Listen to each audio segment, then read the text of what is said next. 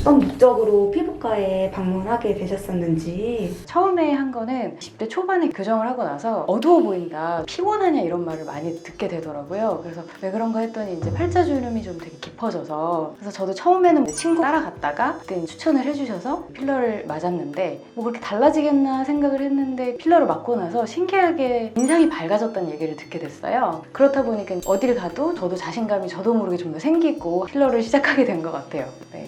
지속적으로 좀 맞으셨었나요? 아마 맞아본 분들은 아시겠지만 한 1년 전후로 이제 조금씩 빠지는 느낌이 들어서 이제 가서 또 상담을 받고, 돌이켜보면 이렇게 적당히 하면 좋다 이런 얘기는 많이 안 해주시고, 제가 말하는 족족 다 그럼 하자 이렇게 저도 맞장구를 쳐주시니까 집착을 하게 됐던 것 같아요. 어떤 부분이 빠지면 너무 두드러지니까. 처음에는 그냥 팔자주름 정도였는데 예를 들어 볼이 푹 패이면 사람들이 그러더라고요. 이렇게 해골같이 생겼다 얘기를 이제 들으니까 조금씩 하던 게 나중에는 과하게 되는 그런 과정이 됐던 것 같아요. 그래서 저희 병원에도 필러를 하려고 처음에 오신 거죠? 그쵸. 이렇게 눈밑이 점점 이렇게 부풀어 올랐었어요. 눈밑이 뭐 이렇게 툭 튀어나오니까 이 눈 아래에 하는 수술이 지방 재배치? 그런 걸 추천하시는 분도 있었고, 또 다른 분들은 이게 다크서클이 까만 게 너무 올라왔다라고 그러는데, 근데 누구도 그게 필러가 너무 많아서 그렇다라는 얘기를 해주시는 전문의는 없으셨어요. 필러를 맞으러 왔을 때 원장님께서 보자마자 그러셨어요. 이거는 필러가 너무 많아서 그런 거다, 빼야 된다. 이분이 처음 내원하셨을 때 얼굴에 필러를 채우겠다고 하셨는데 정말 채울 수 있는 상태가 아니더라고요. 보기에도 피부가 과도한 볼륨으로 처짐이 있었고, 이 팔자 위 처짐, 입가 처짐 만져보면 피부 전층에 필러가 켜켜이 쌓여 있는 것을 확인할 수 있었습니다. 이것이 여러 번의 반복된 시술로 인한 것이겠죠. 심지어는 눈 밑 지방 돌출로 보이는 부분은 예전에 애교주름 필러 후에 생긴 것으로 생각이 되었습니다. 이거는 필러가 너무 많아서 그런 거다, 빼야 된다. 근데 그때 약간 좀 제가 버텼거든요. 도무지 그러고 싶지 않았던 게, 제가 그 필러를 맞은 지 사실 4~5개월밖에 안 됐을 때였어요.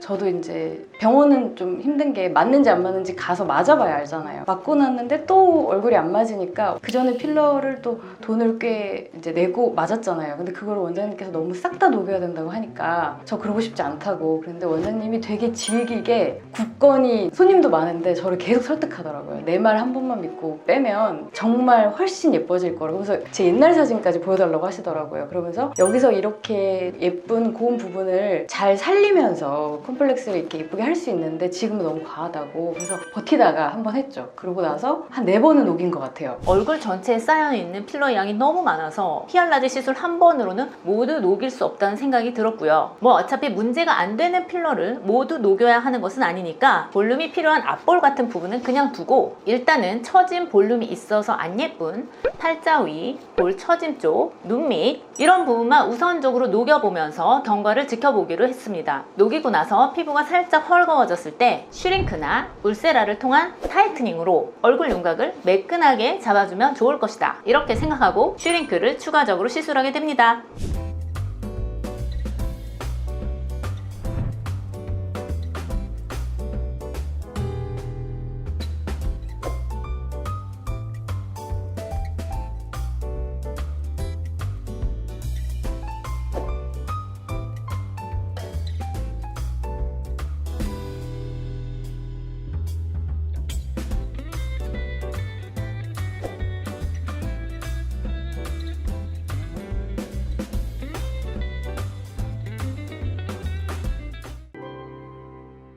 수술 결과가 마음에 드시는지. 두말할 필요도 없이 4번을 뺐다고 말씀드렸잖아요. 처음에 뺄 때는 뭔가 되게 움푹 패일 것 같고, 맞고 가자마자 얼굴이 다 망가질 것 같고 막 이랬는데, 살 빠졌네? 되게 예뻐졌다 이런 얘기를 오히려 듣게 되더라고요. 그러면서 이제 당연히 만족할 수밖에 없었고, 저도 제가 봤을 때 너무 사진으로 보니까 비교가 돼서 훨씬 자연스러워졌죠. 여기 대기실에서 저랑 되게 비슷하신 분을 만났었어요. 한 40대 후반 정도 되셨던 것 같은데, 제가 필러를 녹이러 왔다는 얘기를 지인이랑 이런 얘기를 하니까 저한테 물어보시더라고요. 여기 원장님 잘 하시냐. 근데 제가 진짜 무조건 녹이고 가셔라. 왜냐면 그분도 제가 얼굴에 잔뜩 이렇게 있을 때는, 버틸 때는 몰랐는데 그분 얼굴 딱 보자마자 이분도 녹이셔야 된다는 게 너무 느껴졌어요. 왜냐면 원래 라인보다 훨씬 두둑히 나와 계시더라고요. 분명히 엄청 개선되실 거다. 원장님도 그렇게 말하실 거고 되게 좋아지실 거다라고 말씀드렸는데 그리고 나서 마지막에 녹이러 왔을 때 다시 마주쳤었거든요. 그래서 녹이고 계시다고 그분도 의사 선생님도 되게 중요한 것 같아요. 그냥 단순히 필러를 맞으면 개선이 된다 아닌다가 아니라 제가 말하는 걸 잘 알아들어 주셔야 될 거고 그러니까 너무 과하게 하는 게 오히려 좋지 않은데 그런 어떤 적정선을 아시는 선생님을 만나는 게 되게 중요한 것 같아서 저는 그 이후로 되게 강추드리고 있어요.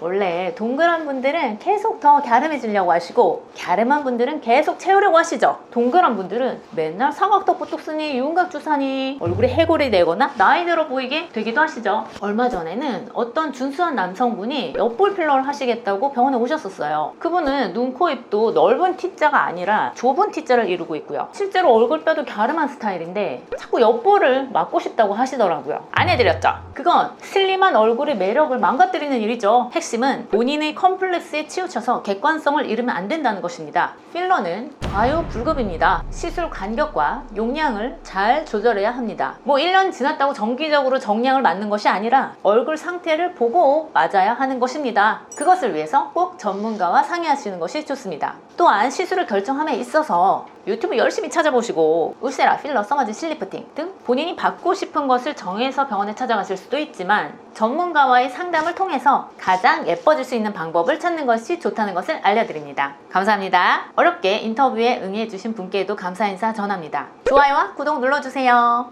피부과 전문의 닥터필러였습니다.